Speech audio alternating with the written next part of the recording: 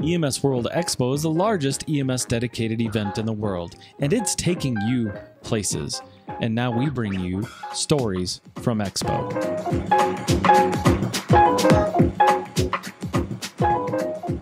Hello everybody and welcome to the EMS Garage and EMS World Expo 2019 here in lovely New Orleans. I mean, come on, who doesn't love New Orleans? I'm Chris Montero, your host, and we're here talking about stories from EMS Expo, and I'm joined by Mike McCabe. Mike, thank you, Mike. And we're going to talk about getting responders integrated in, all responders integrated into plans. Mm-hmm. But first, tell us a little bit about you. Sure. So thanks for having me. Yeah, thank you. Thanks. So I'm the Chief of Operations for McCabe Ambulance Service in Bayonne, New Jersey.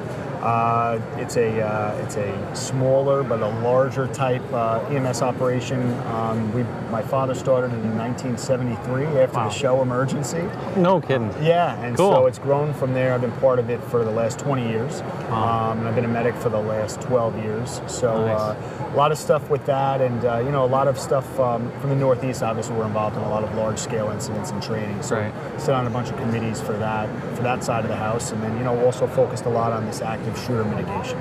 So so tell me about the idea of building these response plans. Sure. So I think more than ever now, Chris, is the need to actually sit down and communicate with all disciplines. So after 9/11, it was a renaissance in emergency services. Everybody was training in every which way, and there was so much grant funding that was coming down. It was great. Right. But we were all training in our own vacuum.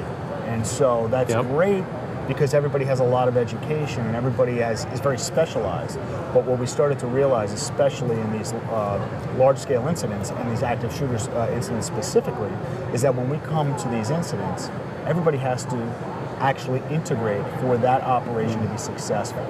And so more than ever now, we're starting to look at these types of incidents and these after-action reports and say, hey, listen, we have to be better at what we do, because people are dying within 3 to 5 minutes in these active shooter situations. Right. So we actually have to get medical to these individuals quicker than we did, say back in Columbine, where the first medical touch was 3 hours. Right? We have to implement these things called rescue task forces and things like that, and that's where this all lies. So I interviewed a gentleman today that is doing the NFPA standard for active shooters.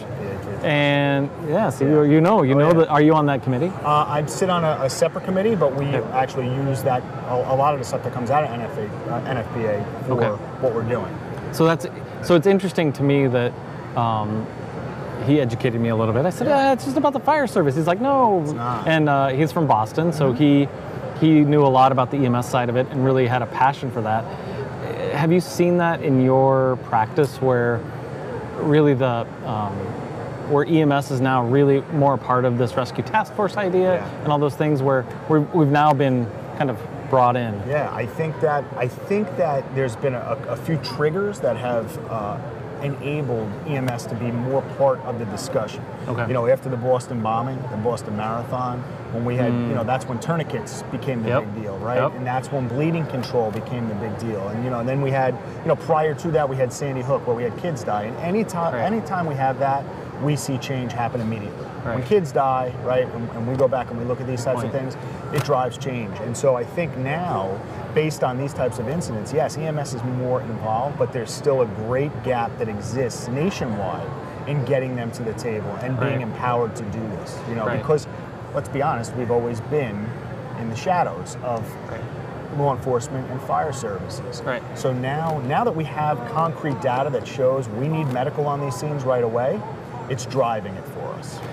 So I'm the local EMS guy, and what are some of the tips you could give me to get involved? Like, I go to meetings, they don't invite me, or how do you get those? How do you get involved on a local level to get invited to the meeting to begin with? I think what you have to do is you have to be empowered to act. Number one, right? So I mean, if we sit on the sidelines and we complain, nothing's going to happen. You have to drive change on your own. Right. And so what happens is, as part of the EMS community, in your specific town or wherever you are, jurisdiction, you have to go to the leaders of EMS, and if you are a leader, then you have to go yourself and say, hey, listen, I have a seat here, right, because I'm the third service. And so we have to be able to be part of these meetings. And if you have to provide data, hard data, and after action reports, which are made public, you know, to emergency services on these types of incidents, and say, hey, listen, we need 3 to 5 minutes to get to these people. It's not just about the professional services. It's about training your civilians too, which is something that we're doing quite a bit now as well. Oh, really? Tell me, how are you doing that? Sure. So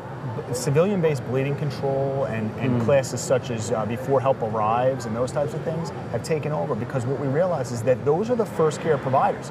Those are the people that can make the big difference. Because well, look at Vegas. That was a huge thing. That's exactly it. And it's not just Vegas, right? It's anywhere, like in Aurora, in a movie theater, and those types of things. Bleeding control kits and boxes is just as important as public access defibrillation. And we do see it going in that way.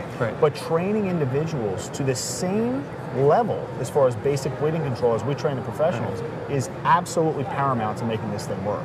Well, I've been in EMS so long that when I started, tourniquets were a big thing. And then they weren't a big thing, and now they're a big thing again. So yeah, I think that's what happens in EMS. You just wait long enough and it all just comes back. I'm waiting for bertilium to come back. It may not. Bertilium and mass pants, Well, mass pants are coming back, which is weird. Anyway, we'll talk about that. So fascinating work that you're doing in New Jersey, but tell me about this Rescue Live thing. What's that about? So Live Rescue. Or Live Rescue. Yeah, Live Rescue was it was a show that was a spin-off of Live PD on A&E Network, and they came to us at McCabe Ambulance Service and they said, hey, listen, would you be interested in being part of the show?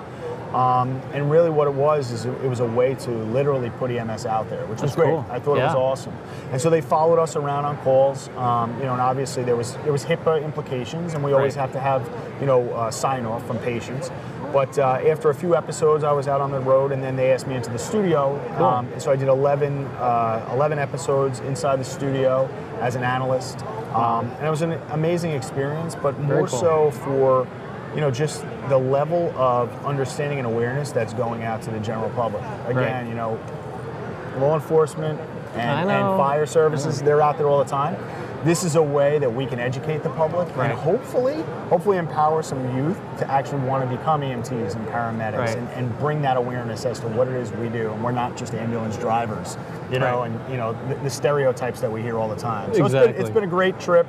You know, those types of that show, specifically Live Rescue, as well as you know, Night Watch and Night Watch Nation. Those are all shows that are doing great work to get it out there, to get that info out. Because there were so many bad shows in the 90s and early 2000s that just depicted us all as either drug addicts or you name the problem.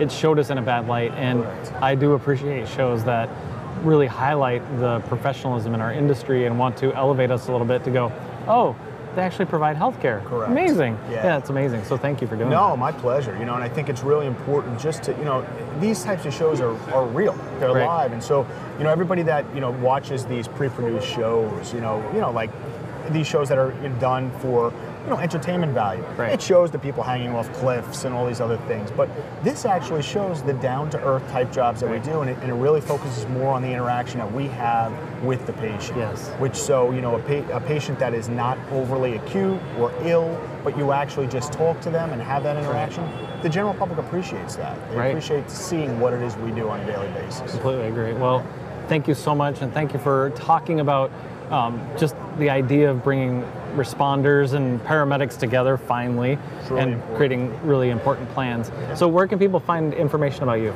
Sure. So you can find anything about me on McCabeambulance.com. You can also, I'm on social media. I'm not the best at it, but McCabe Chief 211 are all my handles, Instagram and Twitter. And you can find me there, but I'm happy to speak to anybody about this. We developed this plan in Hudson County in New Jersey. It's working very well, and we're hoping that it spreads. That's awesome. Well, Chief, thank you so much. I really appreciate it. My pleasure. And thank you all for watching the EMS Garage and Stories from Expo 2019 here in New Orleans. I'm Chris Montera. Look for more great content right after here, right after this, right after here. Right after this. Right after hearing this. And this and that. Yeah, that'll make the